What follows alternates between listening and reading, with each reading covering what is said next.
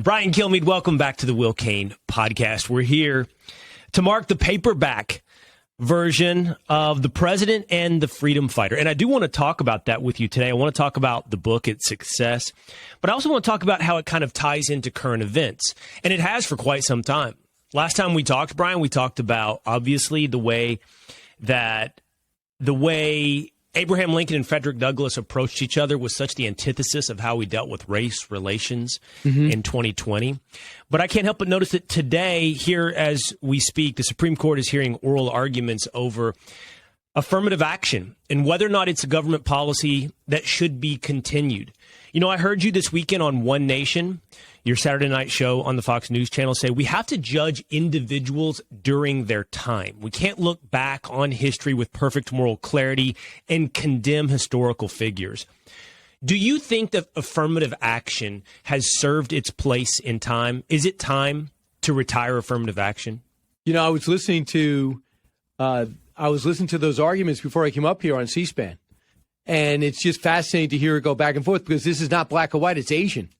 The fact is the Asian kids were doing so well, they were getting in at such a dizzying rate, they had to limit the amount of Asians that were getting into these elite institutions. So I'm listening to this and I'm saying, they say they were discriminated against because they're being eliminated because there's too many Asians that got in to Harvard and Yale and what have you. So do they have an unfair advantage? So I'm fascinated. It's like watching two people fight around you. But the after effects will be rippling with you. My hope is we wouldn't need affirmative action anymore. And the thing is, you know, my hope is that we're treating people equally on a level playing field. And my hope is, too, is there might be an intellectual way to approach this. I would like to see the stats. I would like to see what's happening. And I'll go back to something, because you're the lawyer. I'm not. I can just speak about what I've witnessed in real life. And do you remember when all that celebrities got into these elite institutions by making up resumes and sports achievements? Yes. Do you remember so all these celebrities, like I'm not saying Brooke Shields didn't have great high school grades, but she wanted to go to Princeton. She got into Princeton. And people talk about Tatum O'Neal, too. And you see celebrities that get into these great institutions, and now I would consider USC, it's hard to get into. And you wonder how they got into it. And then when the celebrities got exposed to big donations, yield, big admissions for the kids and the legacies, I remember some African-American kids goes, now you know how we feel. Because every time we walk around campus, we feel like people look at us as if to say, the only reason you're here is because of affirmative action. Even though that might not be the case, and it probably wasn't the case. Who knows? So when these celebrities start walking around these Yales and the Harvards and the USCs, well, the only reason you're here is because you know who your parents are, you know, because your parents are famous, you know, or you're related to a standout athlete from years past. So a lot of times when you get the advantage through affirmative action or what have you, and you fill a quota, people realize that they're part of an action as opposed to earned. So you wonder what the benefit is. You get the great education, you get the better professors, you get the greater peers, the more connections in theory, but at what cost? I needed a boost in order to compete with Brian and Will and Pete and all these guys. I needed a special dispensation where the question is, I would love African Americans in this conversation. Do you need it? Well, Justice Clarence Thomas has talked about that. He said what a patronizing pat on the head it is. That is affirmative action. And it puts you behind the eight ball on earning credibility, to your point. You know, it's interesting you bring up the access that celebrities have had, Brian, in that scandal. What we're talking about is reaping the benefits of something that you haven't earned. And look, I would be opposed to doing away with, for example, legacy admissions into college. Like, why should you get in because your father attended that college? You didn't earn that. And by that same token, you know, the Supreme Court, when it placed affirmative action on the table and said this is something that passes constitutional muster, even then they said at some point it won't. You know, in their decision, and they actually put a number on it, they thought it would be 25 years, which we're approaching 25 years. They thought, well, there'll be a time when this isn't necessary. And you can do this whole thing about how complicated it is and what is the definition of diversity, something Thomas asked. What is diversity? Please define that. But in the end, I think it gets real simple. And it's interesting. Chief Justice Roberts said it in his confirmation hearing what was that, probably 20 years ago now? He said, the best way to stop discriminating on the basis of race is to stop discriminating on the basis of race. Yeah. Pretty simple and pretty true. Yes. And I'll bring you to, I interviewed Tudor Dixon today on the show, and she said, we got to get these schools. She wants to be the next governor of Michigan. And she said, these inner city schools are terrible. They're mostly African-American minority schools, and they're terrible. They're not serving the people that need it most. The teachers are bad. The security's bad. The upkeep is bad all around. So the argument to what we're saying is, okay, grew up lower middle class at best. My dad passed away in 9th grade. My mom had absolutely no job. We had zero income. So she had to go back to work. She was probably making $25,000 with 3 kids in high school and junior high school. So anyone who says, I had this elite background just because of the color of somebody's skin, and I would have my story's great compared to a lot of people watching us right now. So no one gave anybody a leg up there. So you can't say that I had an advantage necessarily. I had a pretty good school, a good public school to go to. I was going to no elite school, just a good public school and a decent system with a decent tax base. But you went from working class to really nice areas in my town. So I guess the tax base was normal. So I had a above average school for a public education. Did I have an advantage over a Bronx kid in the inner city? Did I have better teachers? Did I have better school? Did I have better technology? Yeah.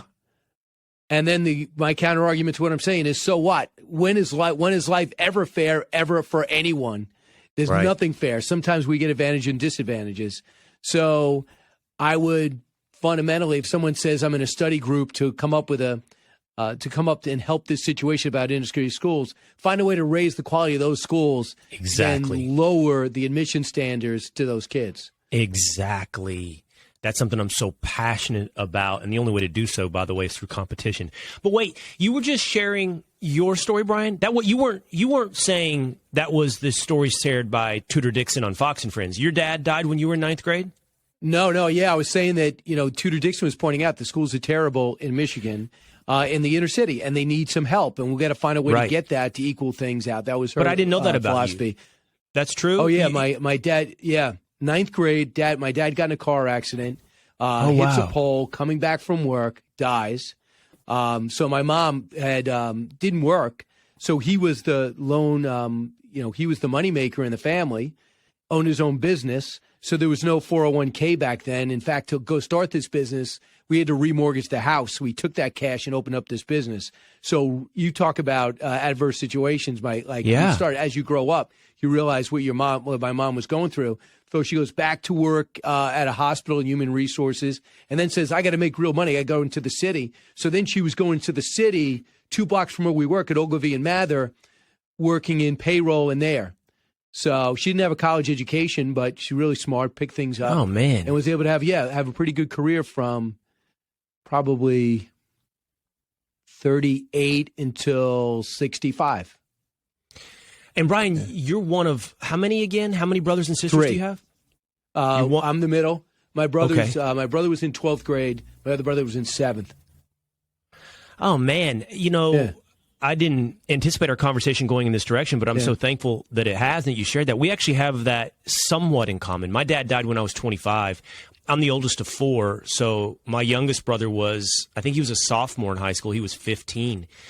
Man, that's got to be, I'll pour this through my own personal prism, so formative in who you are, Brian. I mean, people talk to me, and we talk about when you lose your dad, and it doesn't really matter at what age you lose your dad, but it's just more pronounced the younger you are. The biggest loss is, again, I was 25. I have a brother who was 15. I didn't have somebody to pick up the phone anymore and say, hey, can you give me advice on this situation in life? Whatever it may be, right? And in your early 20s, that's like career, that's the mechanics of life, insurance, whatever it may be. How do I become an adult? I just didn't have that person anymore. And you lost that person when you were a freshman. Yeah, I mean, for you in particular, did you go to law school before that or after that? He died my year after law school, the first year after law school. Oh, after. Yeah. Yeah. So, yeah, that's tough. Then you got to be almost you almost feel like the surrogate dad to your 15-year-old brother, right? I was living in Montana. I hadn't decided to fully grow up yet. After law school, I moved up to Montana and wanted to work on a ranch, and I was doing so. And I got the call. I was literally bucking bales of hay, which means stacking hay onto a tractor and then barning it for the winter. And I got the call, and I remember the rancher's wife coming down and saying, "Will, you gotta get on the phone." And I could tell immediately something was different. And I got on the phone. It was my mom. And I'll say this without going into all of these. I grew up in one phone call conversation, right? It was everything about like finding yourself and living the dream. That's over. It's time to grow up. It's time to be a man. Right. Move back to Texas. You have a 15-year-old brother, 10 years younger than you, still in high school. Go home, grow up, and be a good influence on him. Overnight, your life changes. And again, you were sort of on the other end of that. You had a brother younger than you, but right, you were the 14-year-old or whatever you are in ninth grade. And how did that shape you? Like, it's probably hard to look at an alternative life and alternative history, but do you have any sense of how changed or shaped you? Well, I'll tell you what, there's so many stories that pop up in our format, in the Fox and Friends format, as opposed to the typical news format where you're an anchor, you toss out here, and you have a few little humorous remarks that you toss to weather. With ours, it's like this story happens, you got 7 minutes, you listen to two people, and they're like, well, how could I personalize this story, or what personal life experience do I have? So when things come up about cutting back on social programs, so when I don't know what it's called, hardship, but Social Security, when someone dies in your family, you get Social Security back. So you're supposed to get it through college. Right. So you get like $200. You still remember what the mortgage was. So you get $200 a head. So we had $200 each. So I get to my senior year, and Reagan decides it's not going to go through college. It's only going to go through high school, and it's going to stop right away unless, as I start my senior year, you just go to college. And then there's a special program that allows you to apply. I could go to a junior college and almost give up my senior year like so many people did during the pandemic. And some of these kids, like I know a couple other kids that had a similar situation, they just enrolled in college and gave up their senior year and kind of went back for graduation and things. My mom's like, no, you're not going to do that. But no one hated Ronald Reagan in my family. We didn't hate. We didn't blame ourselves. We said, okay, this program's ending. Let's just do it. Let's deal with that. Unemployment, starting your own business. When things happen, when things fail, we just never were in a situation, or nor would I know, to blame the government for things. So when people say this is getting cut back and Medicaid's got to be reshaped and it's got to be reformatted and pension funds, I'm just saying to myself, yeah, make sure you're being treated fairly, but for the most part, you got to deal with it. That's the reality of it. There's no money there. Like the big Simpson bowls that we should have implemented if it was as good as it looked. We should have implemented for our country to get our financing in straight. When that started happening, I go, yeah, that's what's got to happen. People are going to get a little bit less now, and you got to work a little bit harder. Also, there's got to be a leader amongst us that says you take responsibility for your own life. The government should not be this. Who the president is, your governor and mayor, should not rule your life and how angry you get. They should be ancillary. You look at the issues and move on. We have to learn about it. We got to study 2 hours a night, watch everything we can. But for the most part, people are getting obsessed because their life is success or failure judging by who's in office. And I think we're getting all twisted. Well, I'm sitting here thinking about, so I have so many questions for you. And I want to also, I'm going to move to your book. I was just giving you a hard time before we jumped on the air that you're a Giants fan when growing up in Long Island. And you're supposed to be a Jets fan, to which you turned that into racial stereotyping or geographic stereotyping. You said, well, I don't like to be stereotyped. But I was always told when I came to New York, by the way, Manhattan is Giants, Yankees, and Knicks, and Long Island, New Jersey is Jets, Mets, and Nets. And right. You were the fancy pants that goes, no, I'm going to be the Giants guy. But no, but in seriousness, did that have anything to do with your dad? Yeah, my dad was a Giant fan, but my brother was a Jet fan, and that would be something to cheer for. I remember for the longest time growing up, the Giants were terrible, used to be great. So not in my lifetime. I was born in 64, probably started paying attention in 69, 70, and just sitting there watching. I read all the previews, and I'm saying, this is going to be the year, and this is going to be the guy, and our guys are better. And I used to know there was no free agency, so when the guys got drafted, they stuck, and you got to memorize those rosters. And And I just remember watching these guys, and when with the 1 year they out of the playoffs, Dallas already clinched as usual, and the 1972 Giants, I believe, coached by Alex Webster, if they win their final game, they're 8-6. It was a 14-game season. It says 7-7, and I watched, and I think the backup quarterback, for some reason, I think it was Craig Morton or Danny White. Still, they played all their backups, and the Giants still barely won, but ended up 8-6.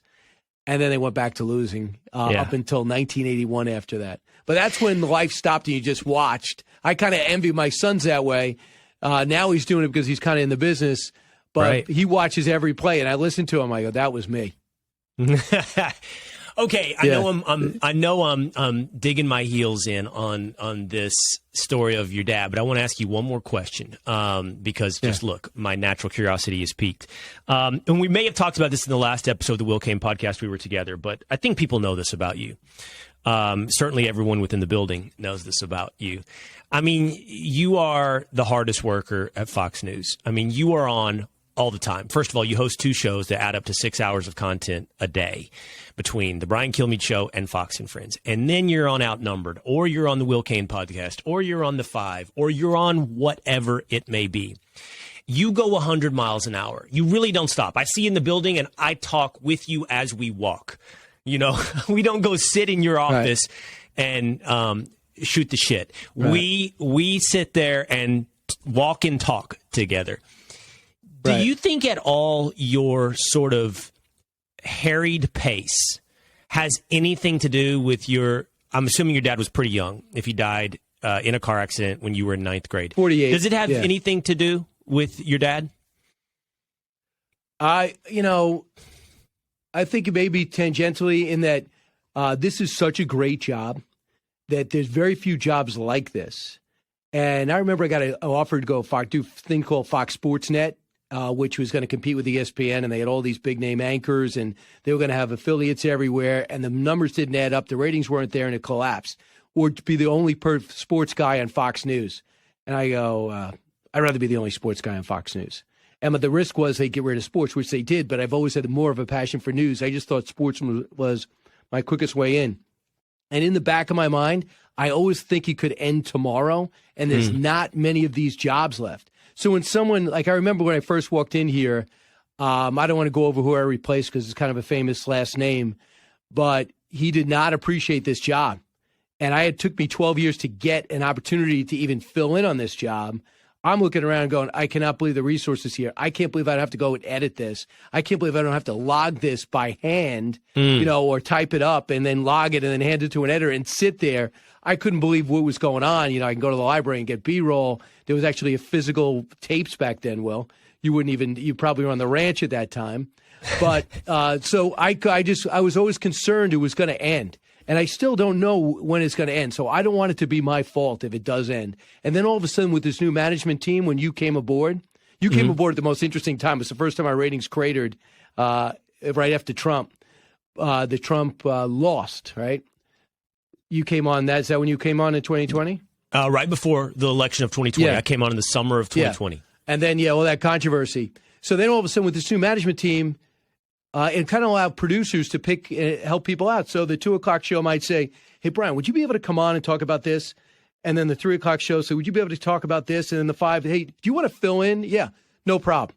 And you want to do this at 7? Okay, I'll do that. And hey, if we could do this from your house, could we do this at 8 o'clock? Hey, Tucker needs somebody. You don't understand, Will, before you got here, you were in a silo. I could have the best work ethic in the world.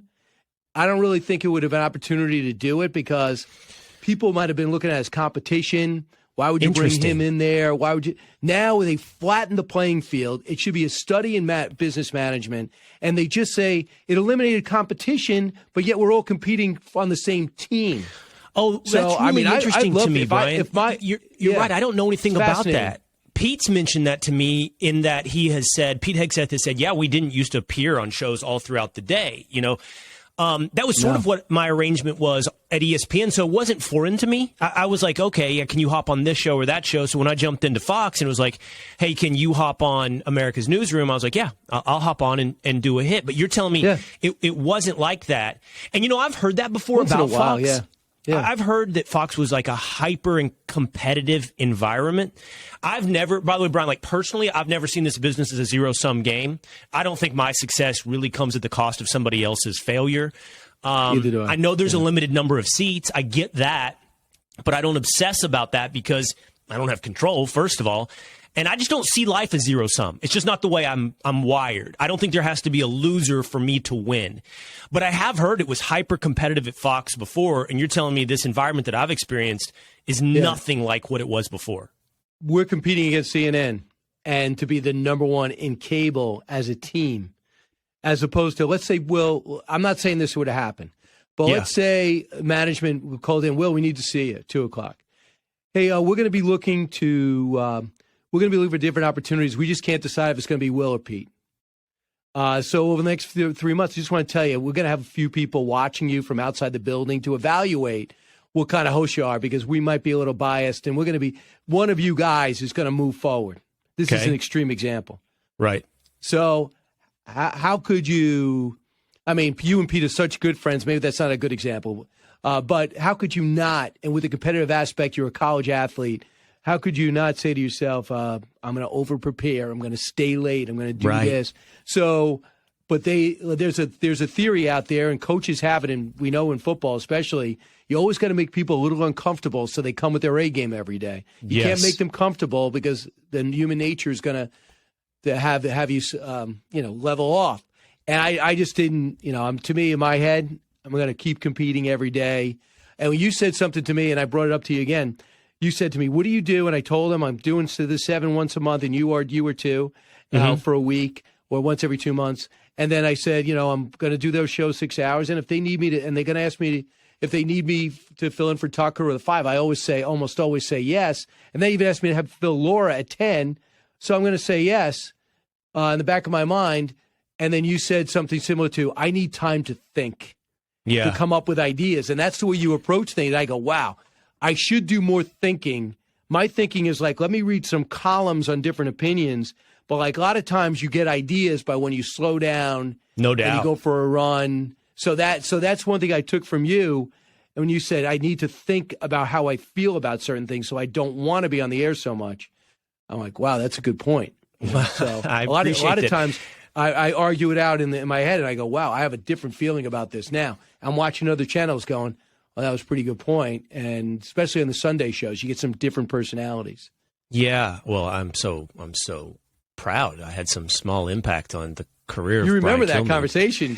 And You've told me that, this, right? and I appreciate it. That flatters me that meant something to you. You and I both do radio. It's funny. The show I did at ESPN was called First Take, and I always kind of resented the title of it because I actually don't want my first take to be the one that I plant my flag on. Sometimes I've had this debate with Rachel, by the way, Rachel Campos Duffy, of whether or not your first initial instinct is the way to go and to trust your gut, or whether or not I need to marinate and think and slow down and sound out and literally logic my way through a situation to think about what I feel through something.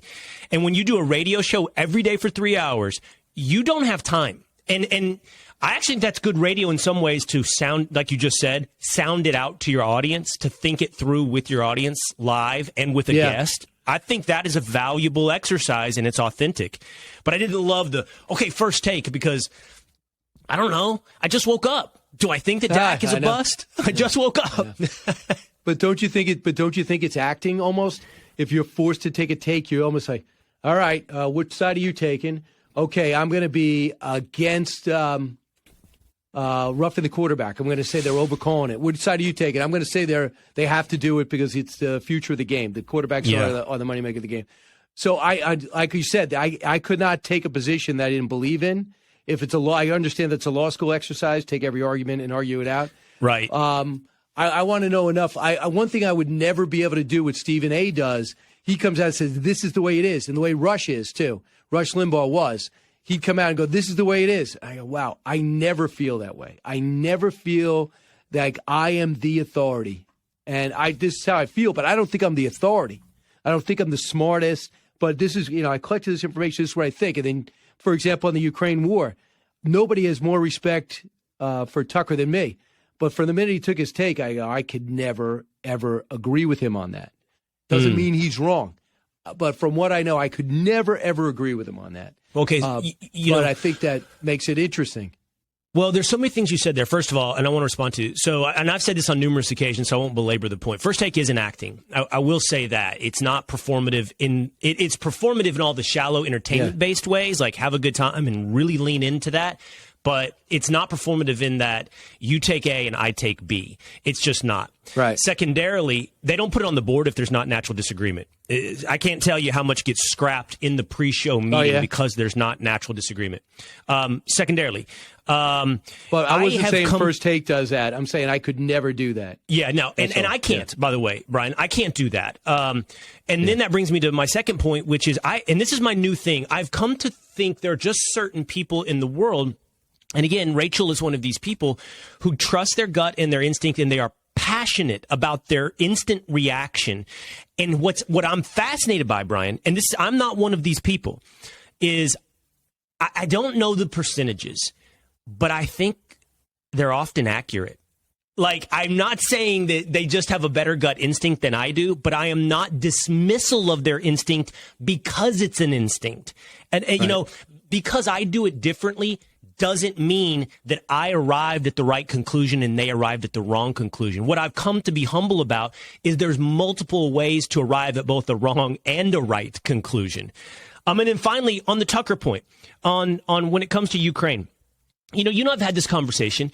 I find that Tucker's point on Ukraine is not what I think is the way you described. I don't think, because I share some of his opinions, and you and I have discussed this, I think it's one of skepticism. It's one of questions. It's not one of resolution. So in other words, it's not like, okay, no doubt, you know, Ukraine is wrong in this situation. It is more like, why are we accepting this premise from an increasingly distrustful source about why Russia is 100% wrong in X hypothetical situation? I find his role more as that of skeptic than that of gut instinct, firm opinion, and which is in an antithesis to, I think, your predilection, which I think you would own, your predilection when it comes to foreign policy. Yeah. I don't know. I've never talked to Tucker deep down why he thinks that, but because, I mean, we could debate the actual topic, but I'm just saying, for example, I watch Tucker, I DVR, special report, and I DVR Tucker, because it helps me. I'm rolling through in the morning. I find out what their panel's saying. And also, I'm thinking about sound for radio. And also, I like his ideas because he's always original thinker. I would say 97% of the time, I'm like, wow, great take on that. I'd say I absolutely agree. See if he grabs it. And then with the Ukraine, I just knew, I go, wow, I can't get along with that. In that, I mean, if to debate the actual issue, it doesn't matter if Ukraine has a perfect government. This is an aggressive nation that's carving up these countries with a lunatic, not a lunatic as in out of his mind, but an absolute megalomaniac as a leader who is going to slowly gobble up Eastern Europe again. And the next generation is going to say, why the hell did you let him take Georgia, Crimea, and most of Ukraine and do nothing? And now he's going to infiltrate into the Baltics countries, which he's already doing it in Moldova. And then he's going to go say, hey, Poland, I got you surrounded. I got this great candidate. I won't invade you if you just put him in charge. And we're going to allow them to get stronger and stronger the more they eat, because Russia naturally, production-wise, needs those other satellite nations in order to be somewhat economically salvageable. And they will get stronger as they digest. And then the next guy after Putin might be even worse, even though it's hard to imagine. So he's got to be stopped now. And that's what I think we should have learned from 1938. So, and I don't want to fall too far deep into the rabbit hole of this debate, although I think I don't know why I don't. Because, you know why I think I don't want to, Brian? Because I just think it's never ending. Because we do it every day, yeah. Well, and also, it's never ending. I don't think you and I are ever going to – I truly do. And I think there should be more of this. I appreciate that you and I have disagreement on this topic. But the problem is our disagreement is characterized as polar opposites because I'm pushed into the hyperbolic end of my opinion. You know, Putin apologist versus neocon, right? And that's just not – it's just not accurate of where I am. So I don't think – I think history rhymes, it does not repeat. I do not think Vladimir Putin is going to march across Eastern Europe the same way Hitler marched across Eastern Europe from the opposite direction. I don't think he can win Ukraine, much less win Poland. He literally can't accomplish step one, or if we want to call it step two and talk about Crimea or Georgia, much less move on to step 3 or 4. But and I'm going to tie this in. You there? But sure, can I just stop you there? Yeah. When he started this incursion, he had success in Georgia, in his mind, and then he took Crimea without a shot, basically, even though I heard the after-action report showed a disjointed military. He went into Syria and literally kept Assad in power and barrel bombed his way to wiping out the opposition. So he is feeling muscular. He absolutely believed, and our intelligence confirmed, and our administration confirmed that he was going to take Ukraine in a few days, decapitate and go. And so that's why we offered Zelensky a ride. So our intelligence was off. He is not nearly as good as he thought he was because of grift or whatever. Let them figure that out. Or he clearly is underperformed in every way. Now, Right. in retrospect, we see that Russia is not the second best army in the world. Now, not the third best, probably not the fifth best. Ukraine is kicking their ass head to head. It's the barbaric way in which they're bombing. So why are you and worried we go about over him the marching into tactics. Poland? A couple of things. He's going to learn from this. He's got an alliance with China. That will bolster up his weaknesses. It'll be to their benefit to do so because it'll keep us distracted. So with the way Russia's performed right now, everyone can recalibrate. But the damage that they've done, and if they're allowed to keep it and spin it positively, we just took 20% of another country. They don't care about the carnage. They leave the bodies on the side of the road. The Ukrainians are burying the Russians because they don't even come back for their bodies. Those are the people we're dealing with. So you said they end up something not else. being so they're. Go ahead. So if they were able to take 20% of their country, we would say a disaster. You lost 65,000 people. I mean, look, we lost what? 3,000, not even in Afghanistan in 20-something years, and Iraq. We couldn't tolerate that. Right. And we shouldn't. This guy's lost 65,000 people minimum. So and now he's trying to draft civilians in, and the 200,000 have left this country. It's a disaster. But I don't think it's okay to say, look, it's a disaster now. Guys like this learn from it. They pour all their money into it. When the oil goes back online, the pipelines start flowing again. He puts it in a different way. He learns from it. The next generation comes in. So you have an opportunity to say, this is not the way you do things. Iran's watching. China's watching. And if the West says, take Crimea, not our problem, then they already took Hong Kong. Taiwan's gone the next day. The South China Sea's gone. They're taking the Solomon Islands. And after a while, we look around and we say, the next generation of 20-somethings go up and go, what the hell did you do? You allowed this alliance to formulate and solidify, and now we are isolated in the world. You have to look down the line to this. It's not about Zelensky and Putin. I share your concern about China. Trust me, China's a different story. I don't think they're the same story. And I just think the picture that you painted shows us a country of weakness, not a country of strength. And so, there's a famous saying, never get in the way of your enemy when he's making his mistakes.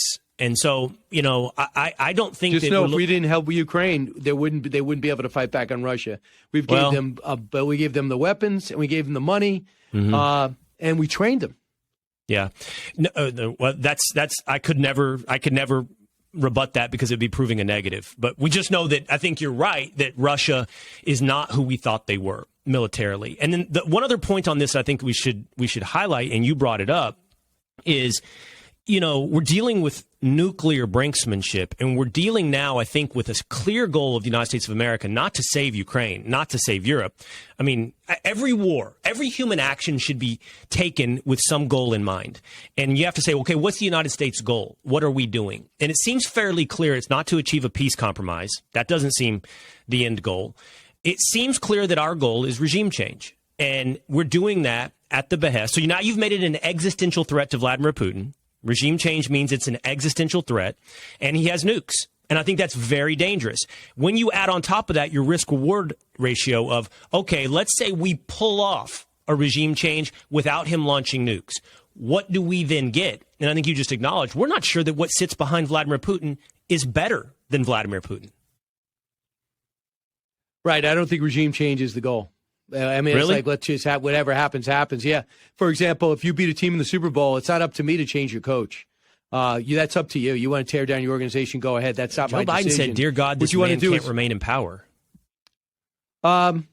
Obviously, it's one of the many things that he said that maybe he felt he shouldn't have said. You would think he'd have the discipline to, as former chairman of foreign relations, to not say idiotic things like that when they put you in a firm script.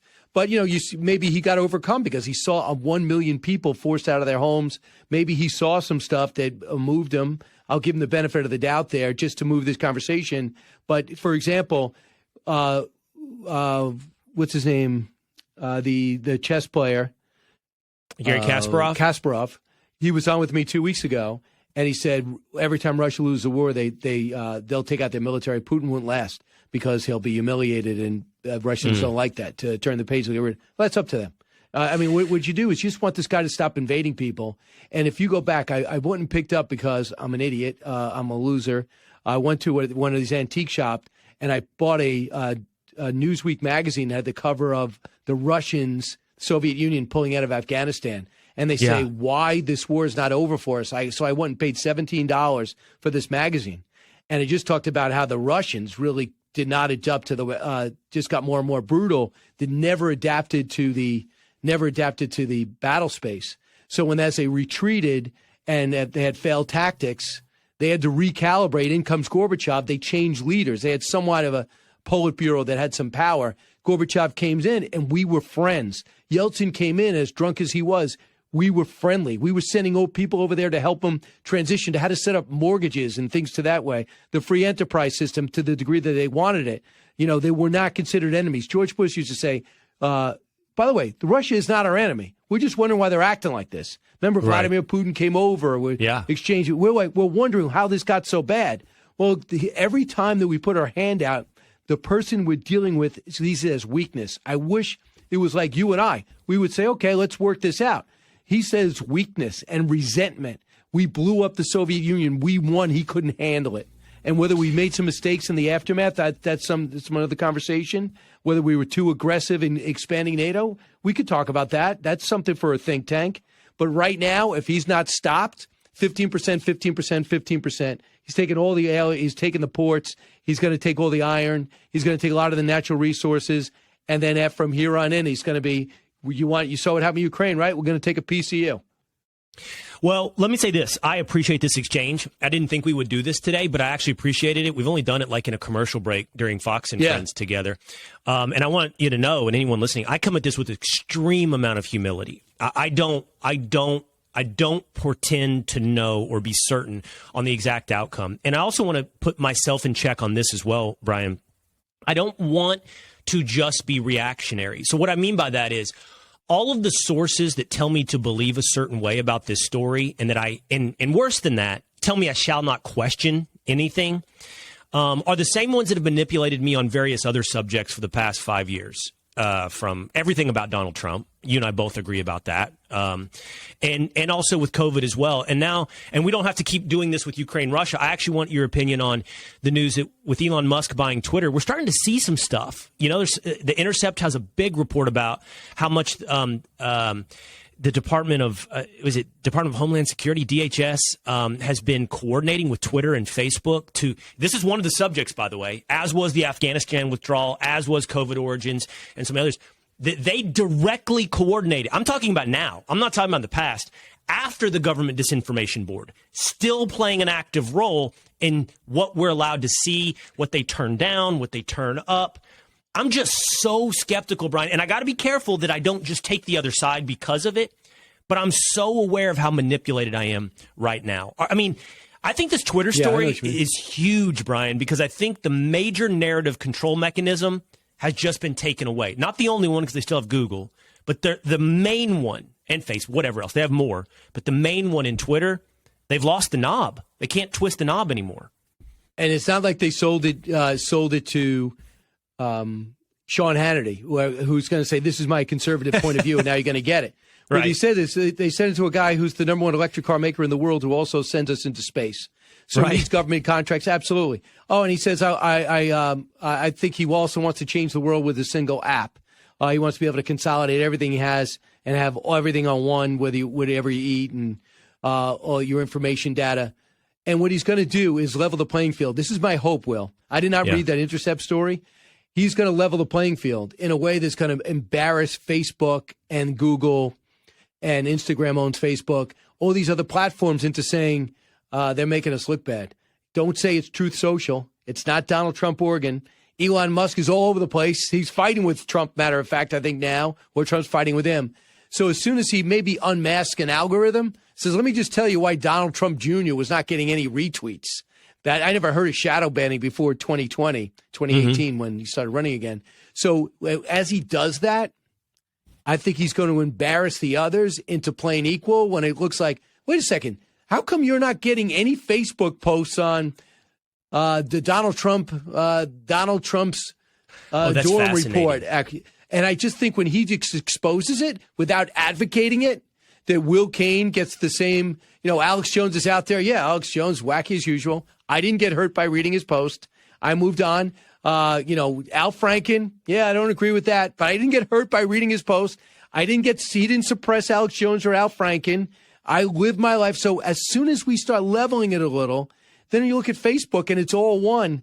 I think it's almost going to be my hope. It's almost going to be embarrassing. Oh, I love that. It's optimism. I love optimism. I was on Varney this morning, and we were talking about Governor Kathy Hochul saying that Fox News and Republicans are, creating a false perception that crime is up, and actually the stats aren't so, which is just manure. That's just manure, right? Right. So what I did is I Googled really quickly crime stats, but guess what I got, Brian?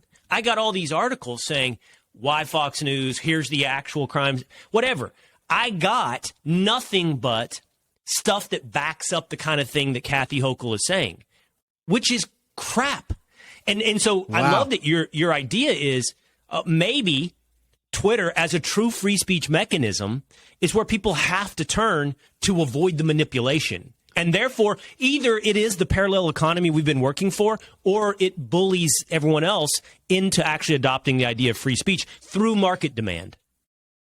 That's what I'm hoping. There's still a free market, and it's still unbelievable, too, that the president will never invite Elon Musk to any of these conferences on electric cars or green energy progress. Isn't that insane? Yeah. When he's leading with his own terminals and his own technology while sending us into space, Elon Musk is a persona non grata. I find it fascinating. And now what is it? And this guy's got a fearlessness to him.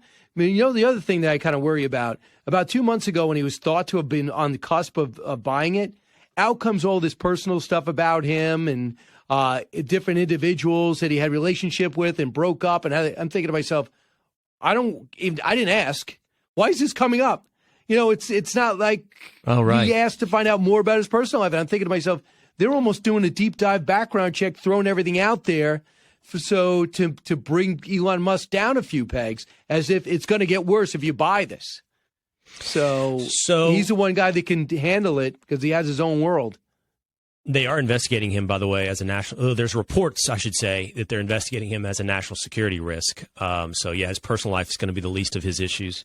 Hey, before I lose you today, I do want to talk about the president and the freedom fighter. And I want to go back to what I heard you talking about on One Nation, your show on Saturday nights on the Fox News channel, where you said we have to judge people not from the high horse of the present, but in their time, right? It's the antithesis of cancel culture. Also, you've talked about you've written about the way that Frederick Douglass and Abraham Lincoln worked together to bring the nation through I think you've said this as well, the most divisive time in our country. When you look at that relationship, Brian, and as you've written about, what's the biggest takeaway from those two individuals and their relationship that we can apply to today, or we should apply to today? Number one, they're the most well-read people of their age, maybe ever. And they came from nowhere. Obviously, Lincoln had a little bit better as a white guy in the Midwest with almost no infrastructure. And with mom dies at the age of 8, dad gets another wife, leaves him and his sister all by himself, comes back with another wife. She ends up being a great person. But his dad, every time he was reading, why are you wasting your time reading? There's nothing ever good comes from reading. You need to be working. So he ends up having a stepmom that was for it. His original mom was for it. He'd walk miles to get a book. All those so-called things aren't myths. Also, the strength of an ox who used to do the physical labor, manual labor, all building up to be this well-rounded person.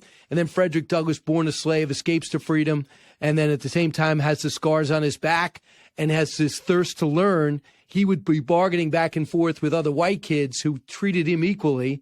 And he used to say, there was one of these lines that he had, and I want to call it back. In my research, I wrote it down longhand, but I didn't write where I got it from. And I'll dig it up, I promise. He says to a white friend of his, we're just going to have to wait for the next generation before they realize there's no difference between the color of our skin.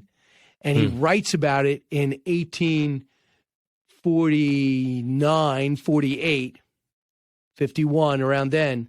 He writes about his reflections back then. That's how optimistic he was of us being able to shake this idea that the color of your skin matters. Right. So this guy, they go to learn, they keep learning, they keep learning, they keep growing. And they're the smartest people in every room they walk into. When they get in the same room, all they did was listen to each other. So they listened. He had read everything that Frederick Douglass had written about him, it seems. And Douglass had known exactly what Lincoln has done. He crowned it all in his own newspaper, the North Star. Yet they're willing to listen and grow to each other. This is where we disagree. Now I understand from your point of view. And now I hear what you're saying. But look at this. When do you think I should release this? This is what happens. And then to paraphrase, when he's dedicating that statue that's so controversial today, so supposedly, he basically says, I wanted him to move fast, free the slaves, and let us fight. But if I did that, he wouldn't have a country to rule, because our country in the North, as well as the South, wasn't willing to fight for slavery's freedom, the freedom of slaves. But once this war started, and they saw what we were up against, and they saw the right and wrong, and also they needed the men. They said, give them uniform, give them guns, let's see how they'll do. And these tremendous fighters helped deliver the North to victory and themselves ultimate freedom. But if Lincoln did what Douglass wanted, he wouldn't have had a country, because Maryland and Delaware and other border states weren't willing to necessarily jump in on the side of the North yet, because they were split population. Half thought they should be free, half they shouldn't. So Lincoln's like, okay, I got it. So what do I need to have you fight? Well, don't free the slaves yet. That's like, I don't need that in my state right. Okay, fine. Now, was Lincoln racist? No, not really. He's practical. And Frederick Douglass began to see through his eyes. So if you are that secure in your opinions and that well-read in your point of view, if these two could have literally the life and death and future of the country on the line and be open to listening to the other, how dare we who are jogging on the edges of these issues be so dismissive of the other? Right. I also love that you point out that they, through their relationship, arrived that you don't scrap the foundations of the United States of America. You don't scrap the Constitution. You live up to it. And that, also applying that to modern history, we don't just wipe our history clean. We don't scrap our past. You can't. Because there are definitely people that believe that to be the case. 3/5 compromise, whatever it may be. We live up to those principles, which were arrived at through thousands of years of debate and deliberation and enshrined through the Enlightenment in the United States, and the Magna Carta, all culminating in this moment where we have these documents by these founders. Live up to it. Now, think about this, Will. Were we a perfect nation? No. I mean, wait till 1919 to have women vote. What were they thinking? Men's in white and black water fountains? Are you crazy? Black and white hotels, bathrooms? That's nuts. I don't hate those people. Segregation was a compromise, separate but equal. That was what got us through the 1880s. I don't love it. Bret Baier writes about it. But what was going on in the rest of the world at the time? What kind of compromise did they have? There were people that grew up for generations just thought that's the way things are. That's the way things are. I don't know. That's the way they are. Blacks went to the back of the bus. How wrong does that seem? How could you tolerate that one day? But I was always told to study it, and then maybe read a Rosa Parks biography, get more of her perspective on it. Martin Luther King, Malcolm X, watch the movie, see the documentary, and then learn more. But I don't want to protest. I don't want to take down a statue. The Confederate thing is I feel like it's a separate argument. The Confederate statue, the Confederate statues, I don't want to dismiss them. As Lindsey Graham said in the special I did, he looked up at the Confederate statue that overlooks Fort Sumter. I forgot the name of the park. And he said, they were wrong. It doesn't mean they're terrible people. He said that they were just wrong. But that was my ancestors. You know, I'm in the South, born in South Carolina. They were wrong. It doesn't mean they're terrible. I don't want to take that statue down. But you know what was over there? A huge plaque of the 54th Infantry, the first all-black battalion or troop that went together and fought brilliantly in the South and won everybody's respect. So well, how President? Yeah. I mean, it just seems so intuitive and obvious, and I just think it's so cheap. The modern movement to make yourself feel better by being better than dead people, you know. Right. The President and the Freedom Fighter. It's out in paperback. It's a huge success. It's Brian Kilmeade's fifth in a series here now. How many books? Two sports books. Then I had George Washington's Secret Six, Thomas Jefferson, the Tripoli Pirates, Andrew Jackson, Miracle of New Orleans, Sam Houston, the Alamo Avengers, and then you have the President and Freedom Fighter. So we're looking at 5 books. Fifth in that series plus 2 sports books. Yeah. Fit and that then, into your schedule while hosting 6 hours of content a day. Right. I just don't think. I just stay very shallow. Will is the deep guy. No, first of all, I never said that. I never said that. So. That's my opinion. All right, man.